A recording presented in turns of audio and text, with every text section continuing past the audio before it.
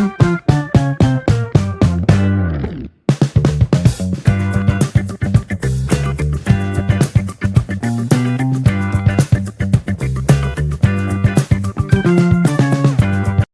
Everyone, welcome to ambitious Ajitha's YouTube channel.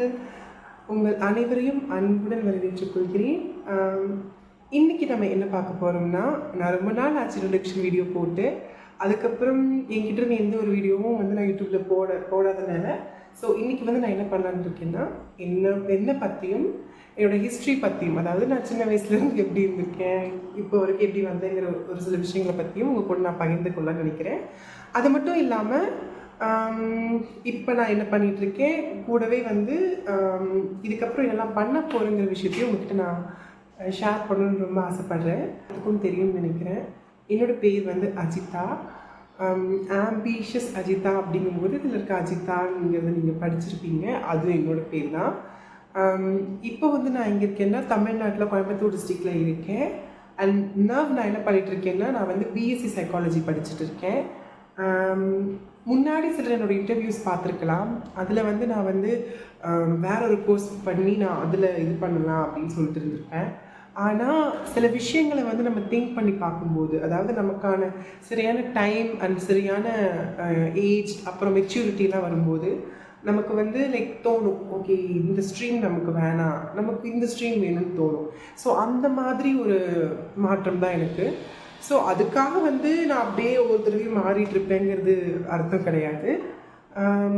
எனக்கு இந்த stream சின்ன வயசுலேருந்தே பிடிக்கும். ஸோ அதனால் இந்த ஸ்ட்ரீம் எடுத்தேன்.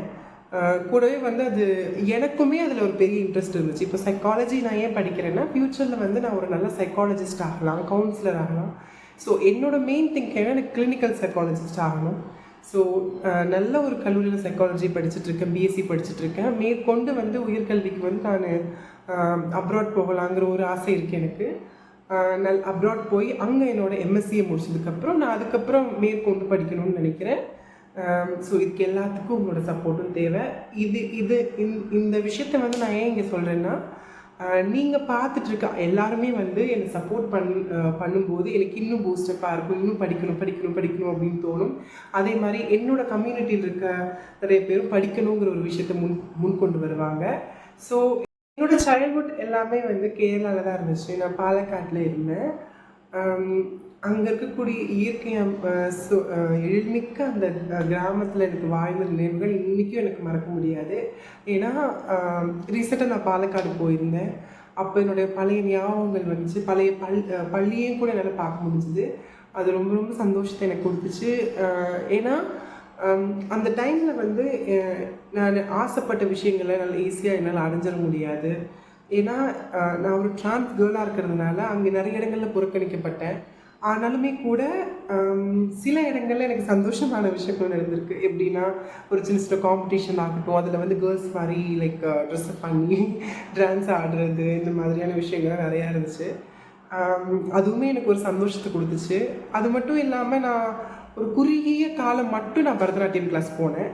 அது எவ்வளோ இருக்குன்னா ஒரு 6 months அவ்வளோதான், அந்த மாதிரி தான் போனேன். அதுக்கப்புறம் என்னால் கண்டினியூ பண்ண முடியல. ஏன்னா எங்கள் வீட்டில் எங்கள் அம்மா நான் பரதநாட்டியம் படிக்கிறதுக்கு முன்னாடி இருந்ததை விட அதுக்கப்புறம் இன்னும் அதிகமாக லைக் என்ன சொல்கிறது, அந்த பரதநாட்டிய முத்திரைகளை காட்டி அவங்கள மயக்க ஆரம்பிச்சிட்டேன். அதாவது அவங்க படிப்படியாக நான் கேர்ளாக மாறிட்டுருக்கேன் அப்படிங்கிற அந்த ஒரு விஷயத்தில் இருந்தாங்க. ஃபர்ஸ்ட் ஆஃப் ஆல் நீங்கள் கேர்ளாக மாறுறேன் அதெல்லாம் கிடையாது. நான் லைக் எப்போது நான் நிறைய முன்னாடி சொன்ன இன்டர்வியூஸில் சொல்லியிருக்கேன், எப்போ நான் என்ன உணர ஆரம்பிக்கிறேனோ, அதாவது எப்போ நானாக பார்க்க ஆரம்பிக்கிறேனோ, தெளிவாக இந்த உலகத்தை என்னால் பார்க்க முடியுதோ, அப்போ இருந்தே I felt like a girl. எனக்கு ஒரு கேர்ளாக வாழ தான் பிடிக்கும். அண்ட் கேர்ள்ஸோட ஸ்டஃப்ஸ் யூஸ் பண்ணவும், டாய்ஸ் யூஸ் பண்ணவும் தான் எனக்கு அந்த டைமில் பிடிக்கும். ஏன்னா அந்த பீரியட் ஆஃப் டைமில் நமக்கு அந்த டெவலப்மெண்ட் டைமில் நமக்கு என்ன தோணும்னா, லைக் டாய்ஸ் வச்சு விளையாடுறதாகட்டும், அம்மாவோட அக்காவோட ட்ரெஸ்ஸில் எடுத்து போட்டு பார்க்குறதாகட்டும், இந்த மாதிரி தான் அந்த டைமில் இருக்கும். ஸோ அப்படி தான் நானுமே என்ஜாய் பண்ணிகிட்டு இருந்தேன் அந்த டைமை. அதுக்கப்புறம் ஒரு நான் 8th ஸ்டாண்டர்ட்லாம் முடிச்சதுக்கப்புறம் நான் கேரளாவிலேருந்து தமிழ்நாடு வர வேண்டிய சுச்சுவேஷன் வந்துச்சு. அது எதனாலன்னா, கொரோனா வந்துச்சு. ஸோ அந்த டைமில் அம்மா எங்கள் வீட்டில் அம்மானால் சரியாக ஒர்க் பண்ண முடியலங்க. ஏன்னா லாக்டவுனில் எதுவுமே பண்ண முடியாமல் இருந்துச்சு. எங்களோட சொந்தக்காரங்கள்லாம் தமிழ்நாட்டில் இருந்தாங்க. ஸோ அவங்க எங்களுக்கு ஹெல்ப் பண்ணாங்க. நாங்கள் தமிழ்நாட்டுக்கு வந்தோம். தமிழ்நாட்டுக்கு வந்து அம்மா வந்து போலீஸ் டிபார்ட்மெண்ட்டில் வேலை பார்த்தாங்க. தென் நானும் ஒரு ஸ்கூலில் போய் ஜாயின் பண்ணேன். ஃபஸ்ட்டு ஆக்சுவலி ஒரு ஸ்கூலில் ஜாயின் பண்ணேன். அந்த ஸ்கூலில் வந்து எனக்கு அது சரியாக இல்லை. ஸோ நான் போன ஸ்கூலில் வந்து எப்படி இருந்துச்சுன்னா, அதுக்கப்புறம் நான் இன்னொரு ஸ்கூலுக்கு போனேன். கார்ப்பரேஷன் ஸ்கூல் தான் அது. ஸோ நிறைய பேர் என்னோடய பழைய இன்டர்வியூலாம் பார்த்துருப்பீங்க. அந்த ஸ்கூலில் வந்து லைக் நான் வந்து இருப்பேன், கண்ணகியோட வசனம்லாம் சொல்வேன். ஸோ அதெல்லாம் கூட பார்த்துருப்பீங்க. பார்க்கலன்னா நான் வந்து டிஸ்கிரிப்ஷனில் கீழே வந்து தரேன், போய் பாருங்கள். அப்போ வந்து அந்த ஸ்கூலில் நான் ஜாயின் பண்ணேன். ஸ்கூலில் வந்து ஜாயின் பண்ண டைமில் வந்து ஹெச்எம் மேம் கிட்ட வந்து எங்கள் அம்மா சொன்னாங்க, என்னோடய குழந்தை வந்து கொஞ்சம் வந்து சாஃப்டான கேரக்டர், யாரும் திட்டவோ இல்லை அவங்க எதுவும் பண்ணிடவோ கூடாதுன்னெலாம் சொல்லிட்டு இருந்தாங்க. அப்போ வந்து ஃபஸ்ட்டு டேயே மேம்னால் ஐடென்டிஃபை பண்ண முடியலை. ஆனால் கூட கொஞ்சம் நாள் போக போக போக போக என்னோடய டீச்சர்ஸ், அப்புறம் என்னோடய ஹெச்எம் எல்லாருமே எனக்கு புரிஞ்சுக்க ஆரம்பித்தாங்க. ஆனாலும் அந்த டைமில் எனக்கு நிராகரிப்புகள் தான் நிறையா இருந்துச்சு. இந்த மாதிரி நடக்கிறேன், அந்த மாதிரி பண்ணுறேன், இப்படி இருக்குது அப்படிலாம் கேட்பாங்க. ஆனால் அதையெல்லாம் நான் கடந்து சில டைமில் வந்து என்னால் நான் நடிப்பேன். ஆனால் அதுவுமே என்னால் வந்து லைக் முடியாது. அந்த டைமுக்கு தான் என்னால் அதை பண்ண முடியுமே தவிர ஃபுல் ஆஃப் ஆல் என்னால் வந்து நடிக்கவும் முடியாது. ஏன்னா என்னோடய உணர்வுகள் சார்ந்த விஷயம் எதுவோ அதுதான் வெளிப்படையாக தெரியும். கரெக்டாக. ஸோ அந்த மாதிரி எனக்கு ஆச்சு. அப்போது நான் வந்து எனக்கு 9th நல்லபடியாக முடித்தேன். 10th வந்து இந்த ஃபீலிங்ஸ்லேயே 10th மார்க்லாம் கொஞ்சம் லோ ஆச்சு. லைக் எனக்கு அப்போ சரியான கைடன்ஸ் இருந்துச்சு. அந்த கைடன்ஸ் வந்து எனக்கு இன்னும் சொல்ல போனால் இப்போ வரைக்கும் அந்த கைடன்ஸ் எனக்கு சரியான கைடன்ஸ் இருந்துச்சு. அதாவது படிக்கணும்னு ஒரு தூண்டுகோல் இருந்துச்சு பின்னாடி. ஸோ அந்த கைடன்ஸ்னால நான் கொஞ்சமாக முன்னேறி வந்தேன். லைக் சில தவறுகள் என்னால் பண்ணியிருந்தாலும் நான் ரொம்ப பெரிய தவறுலாம் நான் சின்ன தப்பு தான் பண்ணியிருப்பேன். அந்த தப்புனால சில விஷயங்களே நான் இழந்திருக்கேன். ஆனாலும் கூட எனக்கு முன்னாடி இருந்த அந்த சப்போர்ட் இது எல்லாமே எனக்கு கொடுத்த அந்த பூஸ்ட் அப்ஸ் எல்லாமே இன்னும் எனக்குள்ளே இருக்குது. ஸோ கண்டிப்பாக ஒரு நாள் வந்து நானும் வெற்றி அடைவேன். அது எல்லாருமே பார்ப்பீங்க. ஒரு பெண்ணாக இந்த சமூகத்தில் வாழ்கிறதே ஒரு பெரிய ஒரு போராட்டமான விஷயம். அதில் வந்து ஒரு திருநங்கையாக நான் ஒரு நாளும் வந்து கடந்து போய் கொண்டிருக்கிறேன். காலேஜுக்கும் தினமும் போகிறேங்கிறது ஒரு பெரிய விஷயம். பெரிய விஷயங்கிறத தாண்டி அது யூஸ்வலான விஷயமாக நான் கொண்டு வரணும்னு ஆசைப்பட்றேன். ஏன்னா வந்து இதுக்கு மேலே எந்த ஒரு வழிகளும் கிடையாது. நாங்கள் எல்லாருமே அச்சீவ் பண்ணுறதுக்காக தான் பிறந்திருக்கோம். அச்சீவ்மெண்ட் இந்த விஷயங்களையும் அப்பாற்பட்டது நம்மளுடைய வாழ்வாதாரம். ஸோ நம்மளோட வாழ்வாதாரம் நமக்கு வந்து சரியாக இருக்கணும்னா கண்டிப்பாக நம்ம வந்து எனிதிங் நம்ம படித்து நம்ம ஏர்ன் பண்ணாதான் உண்டு. கரெக்டாக. அந்த மாதிரி ஒரு சுச்சுவேஷனில் எனக்கும் லைக் இருக்கணுங்கிற இதாகிடுச்சு. இதுக்கப்புறம் என்னோடய லைஃப்பில் வந்து நிறைய விஷயங்களை நான் அனுபவித்தேன். அதாவது நான் ஸ்கூல் டைமில் நான் சொல்கிறேன். ஸ்கூல் டைமில் என்னாச்சுன்னா லைக் நான் 10th வரேன். 10th வரும்போது ரொம்ப லைக் டாம் பாய்ஸை தான் நான் ட்ரெஸ் பண்ணுவேனே. போகும்போது லைட்டாக லைனர் போட்டு போகிறது, மஸ்காரா போட்டு போகிறது, அப்புறம் மருதாணி, நெயில் பாலிஷ் இந்த மாதிரிலாம் போட்டுலாம் போவேன். அப்போ வந்து என்னை பார்த்துட்டு என்னோட தமிழ் மேம் எதுவும் சொல்ல மாட்டாங்க. இங்கிலீஷ் மேம் ஒருத்தவங்க இருந்தாங்க. அப்போ அவங்க எங்கள் சப்ஜெக்ட்டுக்கு வர மாட்டாங்க. ஆனால் அவங்க என்னை பார்ப்பாங்க, எதுக்கு இப்படி இந்த மாதிரிலாம் போட்டுட்ருக்கேன், என்ன கதை அப்படின்னு என்கிட்ட வந்து கேட்பாங்க. அப்புறம் நிறைய பேர்லாம் என்கிட்ட அந்த மாதிரிலாம் பேசியிருக்காங்க. பட் என்னோடய ஃப்ரெண்ட்ஸ்க்கு வந்து நான் ரொம்ப நன்றிகளை சொல்லணும்னு நினைக்கிறேன்.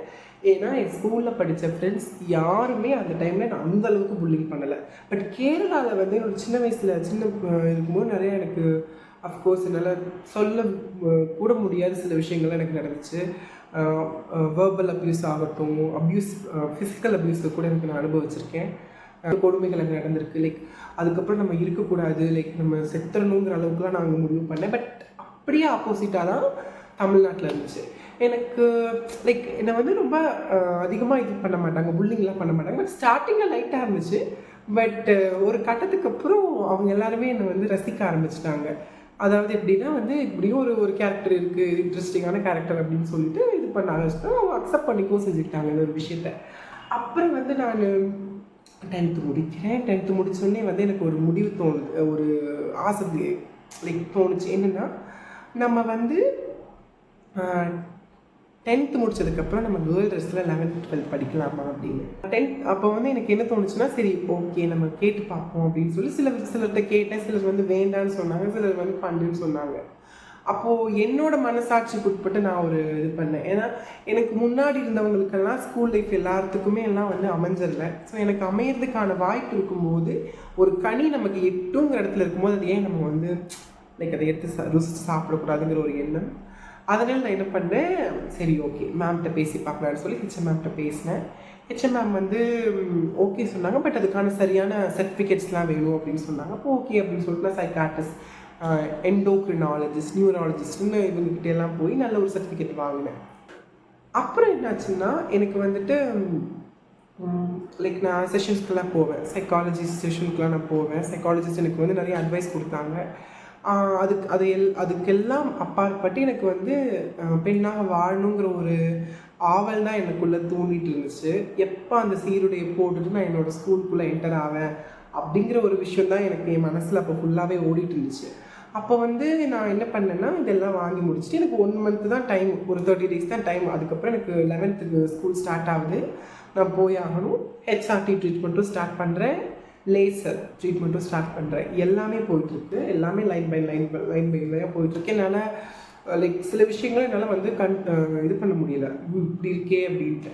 ஆனாலும் அதையும் கடந்து நான் 11th போகிறேன். 11th படி எடுத்து வைக்கும்போது அந்த ஸ்கூலில் வந்து நான் முதலாக வந்து பெண் சீருடையில் போகும்போது நான் ரொம்ப ப்ளசண்ட்டாக ஃபீல் பண்ணேன்.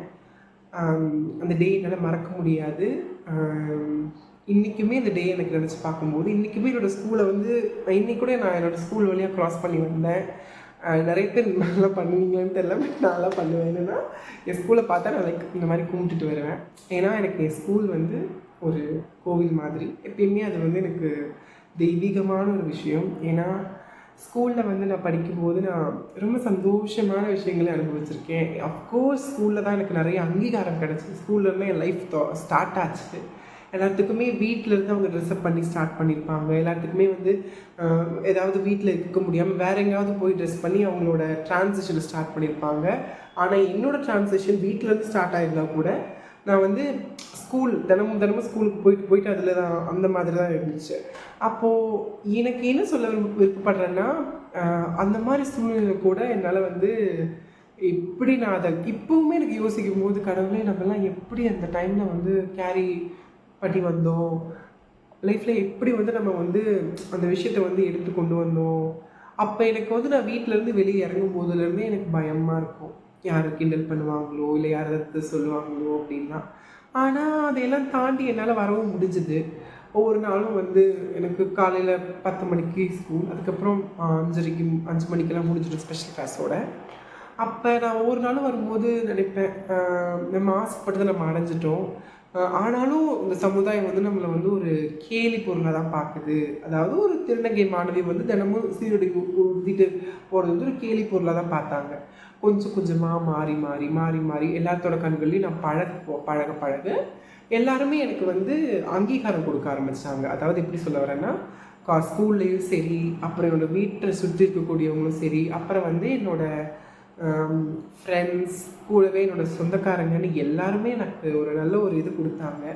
அதை நினச்சி நான் இன்றைக்குமே லைக் தேங்க்ஸ் சொல்கிறேன். ஏன்னா அந்த டைமில் நீங்கள் எல்லாரும் எனக்கு கொடுத்த அந்த சப்போர்ட் தான் இன்றைக்கி வந்து என்னால் இந்த மாதிரி ஒரு யூடியூப் சேனலில் நான் க்ரியேட் பண்ணி நான் வந்து உட்காந்து பேசுகிற அளவுக்கான ஒரு தைரியத்தை கொடுத்துச்சு.